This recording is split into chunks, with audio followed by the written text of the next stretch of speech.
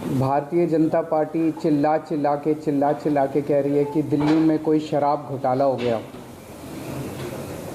और देश की जो भी सबसे बड़ी से बड़ी जांच एजेंसियां हैं तो वो अपना सारा काम धंधा छोड़ के इस शराब घोटाले की जांच में लगी हुई हैं। तो मैं समझता हूं कि उनको अब तक तो शराब घोटाले के सब कुछ मिल ही गया होगा, सारा पैसा भी मिल गया होगा, सब कुछ मिल गया होगा। तो पहले 2-3 मिनट में इसी पे चर्चा करना चाहूँगा कि शराब घोटाले में जांच एजेंसियां कैसी जांच कर रही है, क्या मिला अभी तक। इसमें मनीष सिसोदिया जी जो कि फाइनेंस मिनिस्टर थे, डिप्टी चीफ मिनिस्टर थे, उनके ऊपर सबसे बड़ा आरोप ईडी ने और सीबीआई ने लगाया है कि मनीष सिसोदिया जी ने अपने 14 फ़ोन तोड़ दिए। तो इन्होंने सबूत ख़त्म करने की कोशिश की। ये सारी जांच वांच करने के बाद इन एजेंसीज़ ने मनीष सिसोदिया पे आरोप लगाया कि 14 फ़ोन तोड़ दिए। ये ईडी की चार्जशीट है, ईडी का डॉक्यूमेंट है ये, जिसमें इन्होंने ये 14 फ़ोन का IMEI नंबर लिखा हुआ है कि ये वो 14 फ़ोन है जो मनीष सिसोदिया के थे और जो मनीष सिसोदिया ने इन फ़ोनों को डिस्ट्रक्ट कर दिया। ये ईडी के डॉक्यूमेंट में है। इसी के बाद ईडी की सीजर मेमो है। ईडी कुछ भी सीज करता है तो उसको मेमो, इन 14 में से ईडी खुद ही कह रही है सीजर मेमो कि 4 फ़ोन हमारे पास हैं। ये इनका सीजर मेमो है, इम्पाउंडिंग ऑर्डर 18 मार्च 2023 का और इम्पाउंडिंग ऑर्डर 5 जनवरी 2023 का। 4 फ़ोन उसमें से इनके पास हैं और एक सीबीआई का ये डॉक्यूमेंट है, एक फ़ोन सीबीआई के पास है। तो 14 में से 5 फ़ोन तो इनके अपने पास ही हैं जो कह रहे हैं कि मनीष सिसोदिया ने तोड़ दिए। उन 14 में से 5 फ़ोन ईडी और सीबीआई के कब्जे में हैं, बाकी 9 फ़ोन। तो जब इन्होंने ये आरोप लगाया, हम तो छोटे लोग हैं, हमारे पास इतने साधन नहीं थे, लेकिन फिर भी अपने सीमित साधनों से पिछले महीने 1.5 महीने में हमने भी थोड़ी जांच करी तो पता चला बाकी मोस्टली फ़ोन, एक आध को छोड़ के वो भी पता चल जाएगा कहाँ, मोस्टली फ़ोन ज़िंदा हैं, कोई ना कोई इस्तेमाल कर रहा है। और उन फ़ोन को कोई वॉलंटियर के पास है, कोई कहीं है, कोई कहीं है, कोई ना कोई इस्तेमाल कर रहा है। वो मनीष जी के फ़ोन नहीं है, वो कोई ना कोई इस्तेमाल कर रहा है। वो फ़ोन ज़िंदा हैं और ये फैक्ट कि ये फ़ोन ज़िंदा हैं ये ईडी को भी पता है और ये सीबीआई को भी पता है।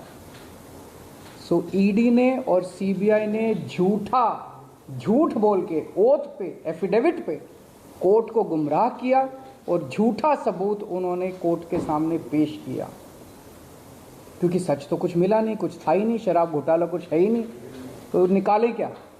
तो उन्होंने झूठ बोल के मनीष सिसोदिया को फंसाने की कोशिश की, कोर्ट को झूठ बोला। अब ये रोज किसी ना किसी को पकड़ लेते हैं, किसी ना इसको गिरफ्तार कर लिया, उसको गिरफ्तार कर लिया, ये कर लिया। एक कोई चंदन रे, और उनको टॉर्चर कर करके, धमकियां दे दे के, मेंटली टॉर्चर करके, फिजिकली टॉर्चर करके, 3rd डिग्री करके उनसे केजरीवाल का नाम ले लो, मनीष सिसोदिया का नाम ले लो, इनको फंसाओ, उनको किया जा रहा है। कोई चंदन रेड्डी है, हम तो जानते भी नहीं है कौन है।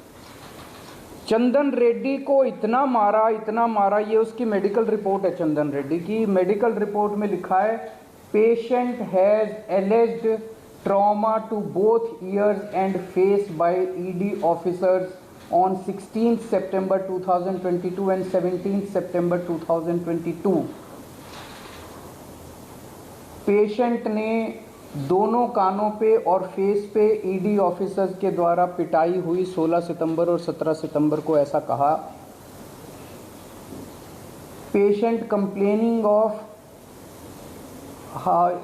ये है कि सुनाई नहीं दे रहा, और jaw pain on opening mouth. और इन्वेस्टिगेशन पे पता चला right ear mild to moderate mixed hearing loss, left ear severe to profound mixed hearing loss. उसके कान के पर्दे फट गए, उसको सुनाई नहीं दे रहा। ऐसा चंदन रेड्डी से ईडी क्या उगलवाने की कोशिश कर रही थी, उसको क्या कहने का दबाव डाला जा रहा था कि उसकी इतनी पिटाई करी कि उसके कान के पर्दे फट गए। उसको किस कागज पे दस्तखत करने के लिए कहा जा रहा था और उसने झूठ बोलने से मना कर दिया तो उसकी पिटाई की उन्होंने। इसके बाद अरुण पिल्लई हैं कोई, उनको धमकियां दी गई, टॉर्चर किया गया, उन्होंने अपना बयान वापस ले लिया। अगले दिन, उस दिन तो उनसे कुछ लिखवा लिया, कहीं साइन करा दिया, लेकिन उसके 2-4 दिन बाद उन्होंने कोर्ट में बयान दिया कि मुझे टॉर्चर करके बयान लिया गया। समीर महेंद्रू से टॉर्चर करके बयान लिया गया, उन्होंने अपना बयान वापस ले लिया। मनस्विनी से टॉर्चर करके बयान लिया गया, उन्होंने अपना बयान वापस ले लिया। भूषण बेलगवी से टॉर्चर करके, ये 5 नाम तो मेरे पास ही हैं, पता नहीं ऐसे कितने लोग हैं जिन लोगों को टॉर्चर कर करके बयान लिए गए। ये हो क्या रहा है? एक के बाद एक, एक के बाद एक, एक के बाद एक, जितने लोगों को ये बुला रहे हैं सबको मारते हैं, पीटते हैं, टॉर्चर करते हैं। एक ऐसा व्यक्ति है जिसे एक कमरे में उस व्यक्ति को बिठा रखा था, दूसरे कमरे में उसकी वाइफ को और उसके पिताजी को बिठा लिया और उसको बोलते हैं कि या तो इस कागज पे साइन कर दे, नहीं तो तेरी पत्नी को और तेरे पिताजी को भी जेल भेज रहे हैं। ये चल क्या रहा है? मैं प्रधानमंत्री जी से पूछना चाहता हूं, ये चल क्या रहा है? जहां कोई घोटाला नहीं हुआ वहां पे कोशिश की जा रही है जबरदस्ती करके, लोगों से जबरदस्ती करके, मार के, पीट के, धमकियां दे के बयान लिखवाने की। एक व्यक्ति है, उससे कहा गया कि कल देखते हैं तेरी बेटी, उसकी 2 जवान बेटियां हैं, कल देखते हैं तेरी बेटी कॉलेज कैसे पहुंचती है। ये जांच चल रही है इन लोगों के। एक व्यक्ति है, उसके वकील ने कोर्ट में खड़े होकर कहा कि हमारे मुवक्किल के, मेरे मुवक्किल के ऊपर दबाव डाला जा रहा है कि दिल्ली के पॉलिटिशियंस का, कोर्ट के अंदर खड़े होकर उसने बोला कि मेरे मुवक्किल के ऊपर दबाव डाला जा रहा है कि आप दिल्ली के पॉलिटिशियंस का नाम लीजिए। ये इनकी जांच चल रही है। इस सारी जांच करने के बाद, 1 साल जांच करने के बाद, ये आरोप लगाते हैं कि 100 करोड़ रुपए की रिश्वत ली गई और दी गई। वो 100 करोड़ रुपया कहाँ है? एक नया पैसा कहाँ है वो 100 करोड़ रुपया? सब इतनी 400 से ज्यादा रेड हो चुकी हैं। मनीष सिसोदिया जी के घर पे रेड हो गई, इतने सारे दूसरे लोग, वो पैसा मिल है कहां? एक नया पैसा नहीं मिला 100 करोड़ रुपए का, ना कोई ज्वेलरी मिली, ना कोई मनीष जी के घर पे गद्दे भी फाड़ दिए इन्होंने, उनके गांव भी हुआ है, उनके बैंक लॉकर भी छान मारे, कुछ नहीं मिला 100 करोड़ में। फिर आरोप लगाया कि 100 करोड़ रुपया गोवा के चुनाव में इस्तेमाल हुआ है। जी, गोवा के हमारे जितने वेंडर्स थे जिनसे हमने काम कराया था, सारे वेंडर्स पे रेड मार चुके हैं लोग। सारे वेंडर्स को इन गिरफ्तार कर करके स्टेटमेंट ले चुके, वहां कुछ नहीं मिला, सारी पेमेंट चेक से हुई है हमारी। सारा हिसाब किताब इलेक्शन कमीशन को दिया हुआ, वहां भी कुछ नहीं मिला। गोवा चुनाव के अंदर इनको धेला नहीं मिला, तो पैसा गया कहां? अगर रिश्वत ली तो पैसा गया कहां? अरे पैसा तो तब मिलेगा ना जब रिश्वत ली गई होगी और रिश्वत दी गई होगी। आज मैं इस प्रेस कॉन्फ्रेंस में कह रहा हूं कि 17 सितंबर को शाम को 7 बजे मैंने नरेंद्र मोदी को 1000 करोड़ रुपए दिए थे। कर लो गिरफ्तार उनको। ऐसे तो कोई भी इस देश में खड़ा होकर कुछ भी कह देगा।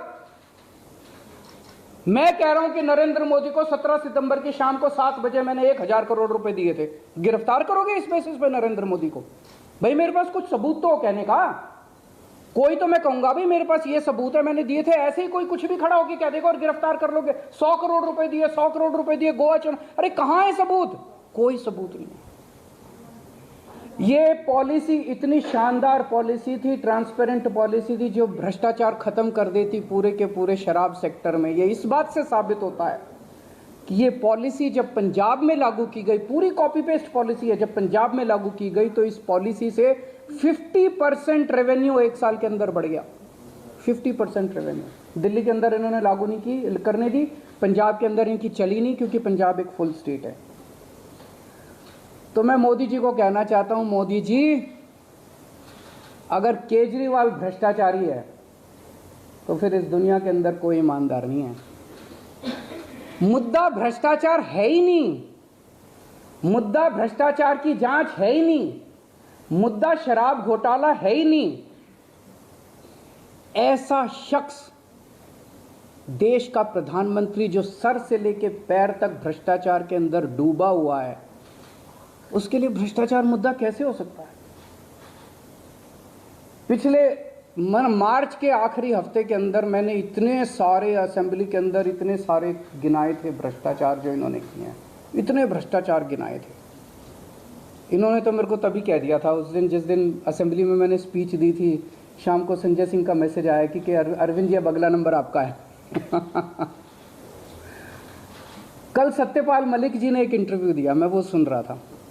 सत्यपाल मलिक जी ने कहा मोदी जी को भ्रष्टाचार से कोई परहेज नहीं है। ये मैं तो नहीं कह रहा हूँ, ये तो उनके अपने गवर्नर कह रहे हैं। सत्यपाल मलिक जी कौन है?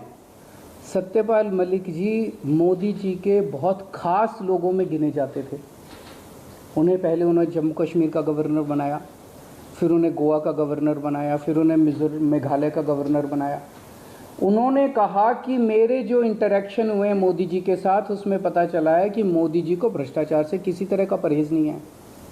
उसी इंटरव्यू में उन्होंने कहा कि इन लोगों के कुछ मुख्यमंत्री हैं जो भ्रष्टाचार करते हैं, खूब पैसे इकट्ठे करते हैं, लेकिन वो सारा पैसा मुख्यमंत्री अपने पास नहीं रखते, वो पैसा ऊपर भेजते हैं और वहाँ से वो पैसा उनकी दोस्त की कंपनियों के अंदर इन्वेस्ट होता है।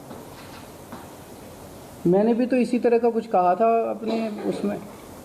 तो चलो मेरी बात तो नहीं मानी, अब तो गवर्नर इनके अपने गवर्नर कह रहे हैं। तो ऐसा व्यक्ति जो इतना भ्रष्टाचार कर रहा है, उसके लिए भ्रष्टाचार मुद्दा हो ही नहीं सकता।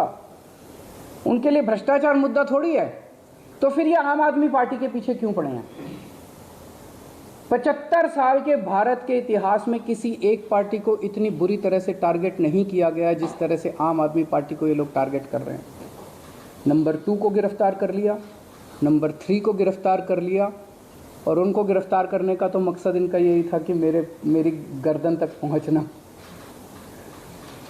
तो अब ये मेरे पीछे पड़े हैं, मुझ तक पहुंचने की कोशिश कर रहे हैं। किसी पार्टी को इस तरह से नहीं टारगेट किया गया जिस तरह से आम आदमी पार्टी को टारगेट किया गया।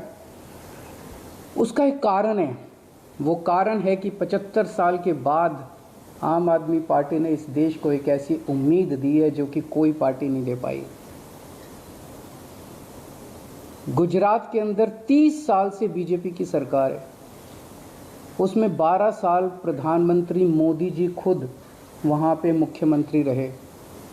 30 साल के अंदर ये एक सरकारी स्कूल ठीक नहीं कर पाए, एक भी सरकारी स्कूल ठीक नहीं कर पाए।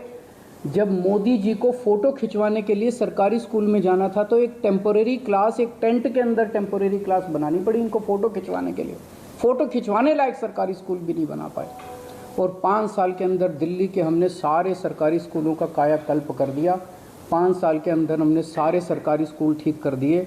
इस देश के लोगों को आम आदमी पार्टी ने एक उम्मीद दी है कि केवल आम आदमी पार्टी उनकी गरीबी दूर कर सकती है, उनको शिक्षित कर सकती है, उनके बच्चों को रोज़गार दे सकती है। आम आदमी पार्टी ने इस देश के लोगों को उम्मीद दी है।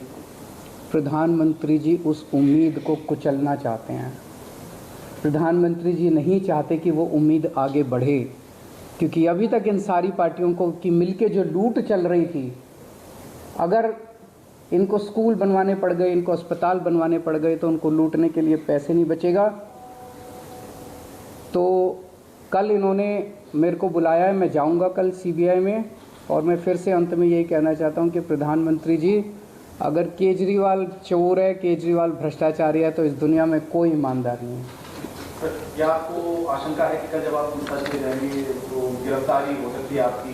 संडे का दिन है, जैसे मनीष जी को अरेस्ट किया जाए, आपको भी कर सकती है? भाई ये बीजेपी वाले तो मैं कल से देख रहा हूँ प्रेस कॉन्फ्रेंस कर करके यही कह रहे हैं कि केजरीवाल को गिरफ्तार करेंगे। तो अगर बीजेपी ने सीबीआई को ऑर्डर दे दिए हैं कि गिरफ्तार करना है, तो फिर सीबीआई उसको नकार कैसे सकती है? बीजेपी के ऑर्डर तो मानेंगे वो लोग। Thank you.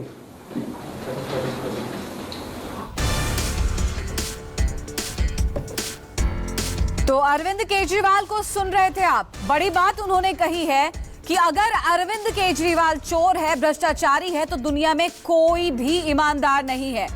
देश के प्रधानमंत्री पर बड़ा आरोप। उन्होंने कहा कि प्रधानमंत्री मोदी को भ्रष्टाचार से कोई मतलब ही नहीं है, वो खुद सर से लेकर पांव तक भ्रष्टाचार में डूबे हुए हैं। शराब घोटाले की आड़ में हमें बेवजह परेशान किया जा रहा है और जिन आरोपियों को कस्टडी में लिया गया है उन्हें बेवजह टॉर्चर किया जा रहा है, जबरदस्ती उनसे कई नाम उगलवाए जा रहे हैं। एजेंसियों के पास कोई सबूत नहीं है। कटाक्ष किया, तंज कसा, ये कहा कि तमाम सरकारी एजेंसियां शराब घोटाले के नाम पर जांच में जुटी हुई हैं। पंजाब में इसी तरह शराब नीति लागू हुई। उन्होंने बताया कॉपी पेस्ट है, तो वहां पर इस तरह के हालात क्यों नहीं हैं? तो एक बार फिर अपनी सफाई पेश करते हुए जब पत्रकारों ने उनसे सवाल किया कि अगर कल उनकी गिरफ्तारी होती है तो वो क्या करेंगे, उन्होंने बोला कानून का पालन करना होगा। देखिए, कई नाम उन्होंने लिए, खासतौर पर चंदन रेड्डी का जिक्र किया कि उसे बहुत बुरी तरह से टॉर्चर किया गया। इतना टॉर्चर किया गया, इतना पीटा गया है ईडी सीबीआई की तरफ से कि दोनों कानों और फेस पर बहुत चोट आई है, सुनने की क्षमता चली गई है।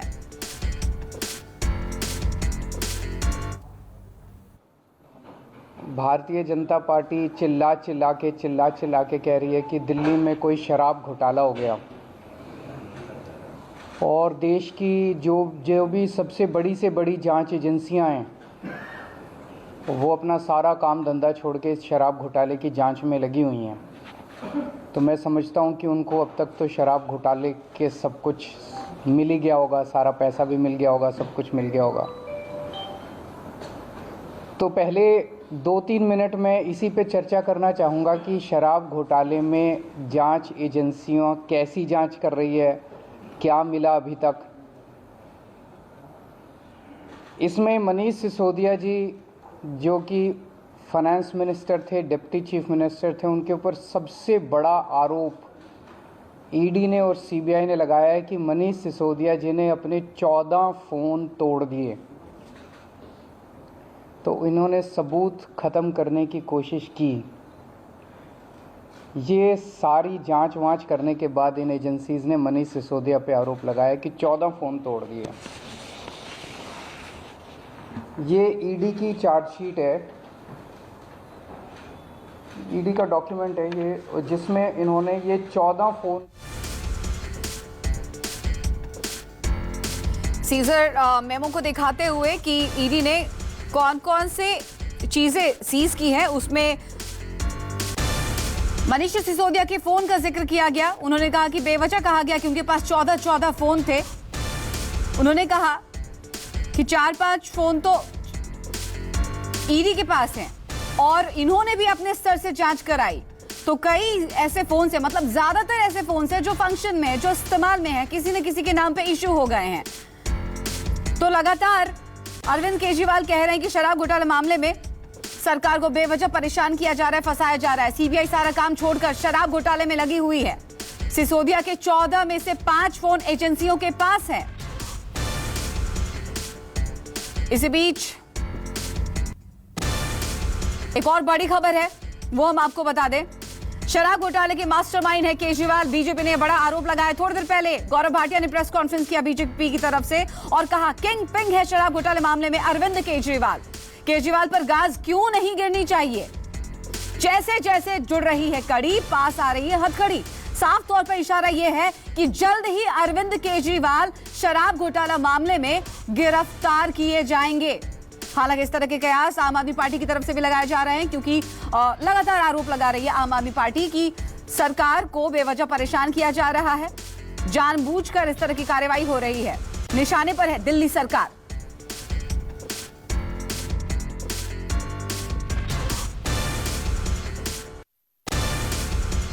भ्रष्टाचार के शतरंज के किंग आप हैं, लेकिन दिल्ली की जनता ये जान गई है कि शराब घोटाले के किंग पिन आप ही हैं। मोहरे अरेस्ट हुए, अरेस्ट हुआ शतरंज का हाथी, अरेस्ट हुए अरविंद केजरीवाल के भ्रष्टाचारी साथी, लेकिन किंग पिन अरविंद केजरीवाल